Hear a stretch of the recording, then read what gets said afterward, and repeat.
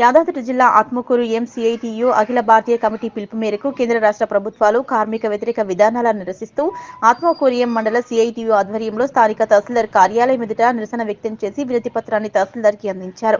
ఈ సందర్భంగా సిపిఎం మండల కార్యదర్శి వేముల భిక్షం మాట్లాడుతూ కేంద్రం బీజేపీ కార్మిక వ్యతిరేక విధానాలను ప్రతిఘటించాలంటే పోరాటాలను తీవ్రతరం చేయడం తప్ప మరో మార్గం లేదని, రాష్ట్ర కాంగ్రెస్ ప్రభుత్వం ఇచ్చిన ఎన్నికల హామీల అమలు, వారు అనుసరిస్తున్న కార్మిక వ్యతిరేక విధానాలను వ్యతిరేకిస్తూ సిఐటియు ఆధ్వర్యంలో దేశవ్యాప్తంగా నేడు కార్మికుల కోరికల దినంగా పాటించడం జరుగుతుందని, కేంద్ర ప్రభుత్వ రంగ సంస్థల ప్రైవేటీకరణను ఆపాలని, బొగ్గు గనులను వేలం వేయడాన్ని నిలుపుదల చేసి సింగరేణికి నేరుగా గనులు కేటాయించాలన్నారు. కార్మికులందరికీ కనీస వేతనం 26,000 రూపాయల నిర్ణయించాలని, పదవీ విరమణ పొందుతున్న అంగన్వాడీ ఆశా కార్యకర్తలకు పదవీ విరమణ నగదు మొత్తం గౌరవప్రదంగా ఇవ్వాలని డిమాండ్ చేశారు.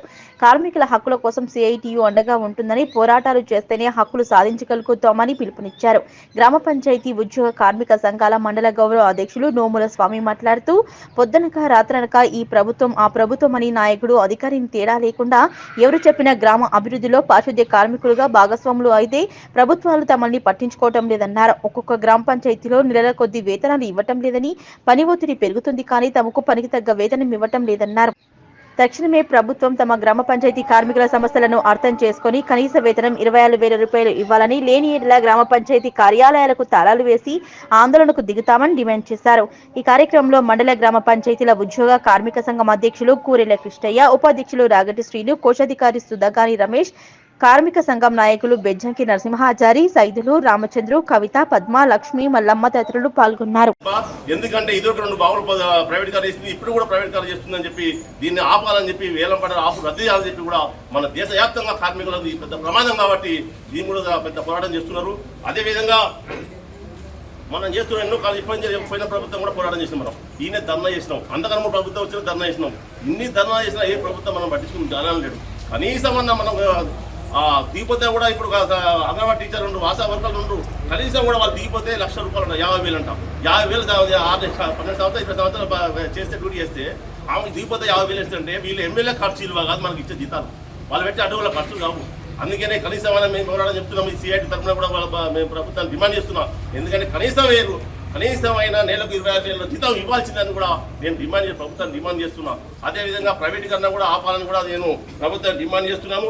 ఎందుకంటే మన పొద్దు నుంచి సీకర్లు ఉన్నా కూడా లైట్లు వేస్తున్నాం, గ్రామ పంచాయతీ కూడా శుభ్రం చేస్తున్నాం. ఇప్పుడు సర్పంచులు లేరు, ఎంపీటీసీలు ప్రజాప్రతినిధులు మొత్తం లేదు కాబట్టి ఇప్పుడైనా గవర్నమెంట్ మనుషులు పెట్టిన కూడా వాళ్ళకు కూడా మనం సహకరిస్తున్నాం కాబట్టి మనకు న్యాయమైన పద్ధతిని మనం కోరుకున్నాం కాబట్టి ఈ డిమాండ్ మీద గవర్నమెంట్ మేము డిమాండ్ చేస్తున్నాం. ఈ అంగీకరించవలసిందిగా కోరుకుంటూ ఈ అవకాశం అందరికీ ధన్యవాదాలు చెప్తున్నాను. వేతనాలు ఒక ప్రతి గ్రామ పంచాయతీకి 7 నెలల నుంచి జీతాలు ఇవ్వటం లేదు. మరి ఎవరిని అడిగినా మా దగ్గర లేదు, మాకు బడ్జెట్ రాలేదంటున్నారు. ఇప్పుడు స్పెషల్ ఆఫీసర్ల పాలన ఇచ్చి గవర్నమెంట్లో ఇంతవరకు డబ్బులు రాలేదని మాకు ఏదో మొండి సాకు చెప్పి మా గ్రామ పంచాయతీ ఉద్యోగులకే మరి నెరే అన్యాయం చేస్తున్నారు. ఏం చేసినా మీరు పనులు చేయాలి అని అంటారు తప్ప పెండింగ్ వేతనాలు మాత్రం ఇంతవరకు ఇస్తలేరు. 7 నెలల జీతాలు మాకు ఇవ్వలేదు.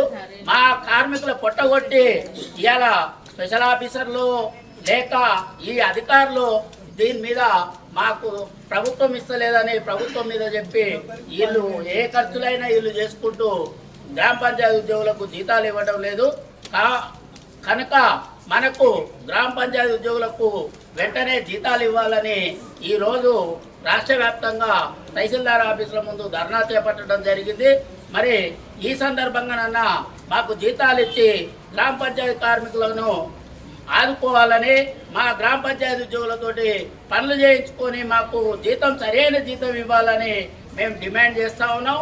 జీతాలు ఇవ్వకుండా మాత్రం మేము పనులు చేయడానికి ముందున్నాం. ప్రతి గ్రామ పంచాయతీలో మేము తాళాలేసి గ్రామ పంచాయతీల ముందు ఇక నుండి ధర్నాలు చేసుకుంటూ మేము సమ్మెలకు దిగుతామని ఈ సభాముఖంగా తెలియజేస్తూ సెలవు తీసుకుంటాం.